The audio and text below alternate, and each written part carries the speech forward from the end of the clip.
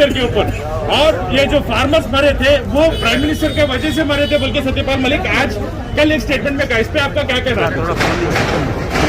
सत्यपाल मलिक साहब गवर्नर है और एक कॉन्स्टिट्यूशनल पोस्ट पर है। जब वो देश के प्रधानमंत्री से मिले और उन्होंने जो कुछ बातें कही है कि 500 बल्कि 700 किसान जो जिनकी मौत हुई है 3 फार्मूलाज के तहत, यकीनन वो तो मोदी सरकार की जिम्मेदार है। मगर सबसे अहम बात यह है कि एक गवर्नर ये कह रहा है कि प्रधानमंत्री के सामने जो सच्चाई को बयान किया जा रहा था तो प्रधानमंत्री नाराज हो गए।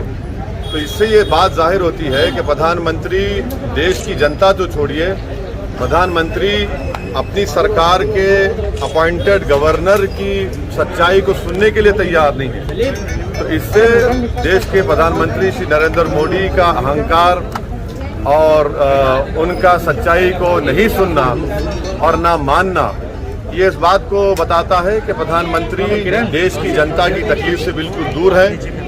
वो यकीनन एक ऐसे बादशाह हैं जो सिर्फ अपनी तारीफ और अपनी तारीफ सुनना चाहते हैं। तो वो सच्चाई को, क्रिटिसिज्म को वो सुनने के लिए तैयार नहीं है।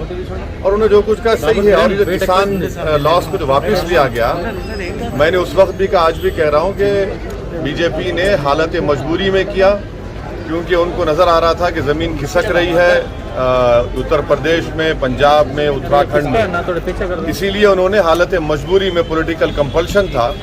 मगर ये बड़ी अफसोस की बात है कि जो एक गवर्नर कह रहे हैं, हम ये चाहते हैं कि देश के प्रधानमंत्री या तो उसका बताएं कि क्या वो बात सच कह रहे हैं सत्यपाल मलिक साहब, क्योंकि ये सब सही है, सब जानते हैं कि प्रधानमंत्री सिर्फ तारीफ सुनना चाहते हैं। सर, जो हालात हैं कोविड को लेकर, उस पर उत्तर प्रदेश में और पंजाब में जो रैलियों को लेकर प्रधानमंत्री ने एक पहल की है कि रैलियां कम की जाएं और ई रैलीज किया जाए, इस पर आपका क्या कहना है?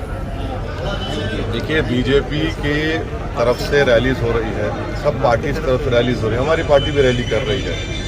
अब इलेक्शन कमीशन के आचार संहिता लगने के बाद ये देखना पड़ेगा। मगर सबसे अहम सवाल ये है कि देश के प्रधानमंत्री और बीजेपी सरकार ने जो बूस्टर शॉट का जो हमने डिमांड किया था वो अब तक क्यों नहीं लगाया? आपने सितंबर में ऑर्डर क्यों नहीं दिया उसको? आज आपने बायोलॉजिकल ई को दिया है ऑर्डर, कब दिया आपने? और वो कब आएंगे वो जो प्रिकॉशनरी या बूस्टर शॉट बोल रहे हैं? और वो सिर्फ इमरजेंसी ऑथराइजेशन है। बूस्टर शॉट लगना चाहिए हमारे हेल्थ वर्कर्स को, फ्रंटलाइन वर्कर्स को, मगर वो है ही नहीं ना। वैक्सीन कहाँ है? वो तो जनवरी के एंड में आएगा। तो आप बूस्टर शॉट लीजिए, बूस्टर शॉट मुहैया कराइए देश की जनता को। जो कोविड की सेकेंड वेव में गलती की थी, दोबारा अब आप कर रहे हैं। सर, आज अटैक करना नहीं हुआ। आज बच्चों के लिए वैक्सीन शुरू की गई है।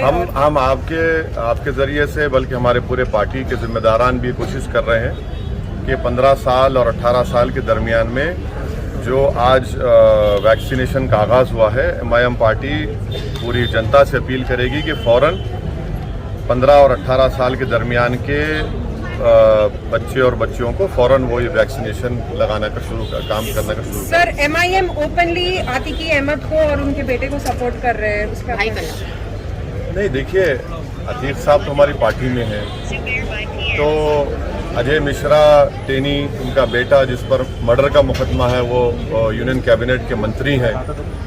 और बीजेपी के पास अभी मौजूदा उत्तर प्रदेश में 37% ऐसे MLAs हैं जिन पर क्रिमिनल चार्जेस हैं। तो और फिर भोपाल की MP हैं जिन्होंने गोडसे की तारीफ की। ये सब चीज़ें हैं। सर, अभी ये मामला उठाना, सेंटर को अटैक करना नहीं हुआ क्या? फॉर्मूला उसको तो अभी रिपील कर दिए थे, मगर अभी यूपी का एजेंडा नहीं है ये करना। किसका? ये जो अभी सेंटर के ऊपर अगेंस्ट सत्यपाल मलिक बोलना और अपोजिशन फिर टारगेट करना, ये कितना तक आप देखते हैं, सही समझते हैं? अरे, आप तो ऐसा बीजेपी स्पोक्सपर्सन की तरह मुझसे सवाल कर रहे हैं। गवर्नर है, मजाक है क्या कोई? गवर्नमेंट ऑफ इंडिया मोदी साहब हेड कर रहे हैं, उनका अपॉइंटी है। अब आप अगर गवर्नर की बात पे यकीन नहीं करेंगे, चलिए आप ओवैसी की बात पे यकीन नहीं करेंगे, मगर गवर्नर है ना, गवर्नर कह रहा है कि प्रधानमंत्री सच्चाई सुनने तैयार नहीं है। और कितनी बेहिसी से देश के प्रधानमंत्री कह रहे हैं कि मेरी वजह से मरे। हाँ, आपके कानून बनाने की वजह से किसान मरे। आप ही के कानून बनाने से बने, सारा देश जानता है। मगर 10 मिनट में प्रधानमंत्री गवर्नर से वो खुद कह रहे हैं कि उनसे बहस हो गई, झगड़ा हो गया। ये ठीक नहीं है। देश के प्रधानमंत्री का ओहदा बहुत बड़ा है, गवर्नर का ओहदा भी है। प्रधानमंत्री एक यकीनन एक बादशाह बने हुए हैं और बादशाह सलामत के दरबार में सिवाय तारीफ के और सर झुकाने कुछ मिलता नहीं था। मगर ये जमहूरियत है ना, ये तो लोकशाही है। कोई भी आकर किसी के बारे में कह सकता है, मेरे बारे में कह सकता है। तो हम तो उम्मीद करेंगे कि प्रधानमंत्री और ज्यादा सच्चाई को सुने। कड़वी जरूर है, जैसा कि ये प्रधानमंत्री अगर नहीं सुनना चाह रहे तो हम पुकार कर कह रहे हैं कि आप तक पहुंच जाए ये बात। सर आखिरी सवाल, गिटहब पे आपका कुछ कहना है? महाराष्ट्र में जो अभी ऑनगोइंग इश्यू है गिटहब का इश्यू जो चल रहा है अभी, अरे हैदराबाद के 2 लड़कियों को, हाँ, हैदराबाद के मैंने पूरे देश के जो मुसलमान पढ़े लिखे महिलाएं हैं, पढ़े लिखे हैं, काबिल हैं, अपने आप में काबिल हैं, उनके ताल्लुक से आप उनके हर्राज का ऐलान करते हैं, उनके ऑक्शन का ऐलान करते हैं।